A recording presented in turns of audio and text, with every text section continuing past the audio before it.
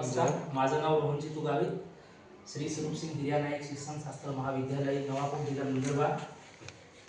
तर आमचे BEdचे जे पाठ असतात वार्षिक पाठ, त्याच्यामध्ये माय ही कविता ही मराठी विषयामध्ये मला मिळाली। तर त्याच्यामध्ये मुलांना कसं मला समजून सांगता येईल आणि माय ही कवितेमध्ये तर अशिक्षित आईचे इथे वर्णन केलेलं आहे। मित्रांनो, तुम्हाला मला सांगायचं असं तात्पर्य आहे का मला कल्पना आली, मी हे जे झोपडी आहे ही तयार केली व नंतर जे आईचे जे चित्रण आहे इथे आपण पाहू शकता। हे कृती हे मी स्टॅच्यू बनवलं व तसेच जे कवी स्वतः आहे ते कवीचे पण बनवलं आणि त्याच्यामध्ये हंबरून वासराला चाटते जेव्हा गाय ही जी ओळी आहे त्यासाठी जे गाय आणि वासरू त्याचे जे स्टॅच्यू आहे ते पण मी कट करून हे बनवलं व जी झोपडी आहे त्याच्यामध्ये आपण पाहू शकता अशिक्षित आहे ते वारली कलामधून जे इथे दिलेलं आहे।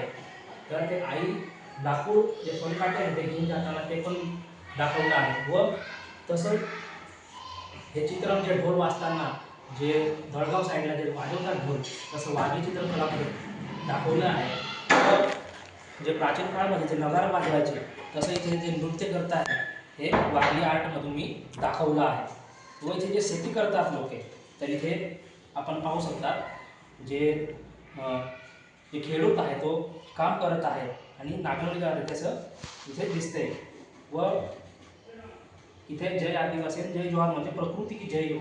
हे तारपावाद्य जे पालघराची शान म्हणून तारपवाद्य हे तारप वाजवत आहे व ते नृत्य करत आहे असं वारली आर्टमध्ये मी दाखवलेलं आहे व याच्यासाठी मला अत्यंत मेहनत लागली आहे। व मित्रांनो, सांगायचे असं तात्पर्य आहे की आपण मेहनत केली तर त्याचे फळ नक्कीच भेटतं आणि हे मी बनवलं आपण पाहू शकता। हे जे पूर्ण वारली कला जी ह्या प्रकृती की जे म्हणजे तर प्रकृती ही सर्व आहे मित्रांनो। जल जंगल जमीन हा आपण प्रकृतीशिवाय आपण जगू शकत नाही, म्हणून ही कृती हे ज्याचा मी एक भाग म्हणून मी बनवली आणि माय ही कविता समजून सांगण्यासाठी मी अत्यंत माझं प्रयत्न मी केले आहे बनवायला। धन्यवाद।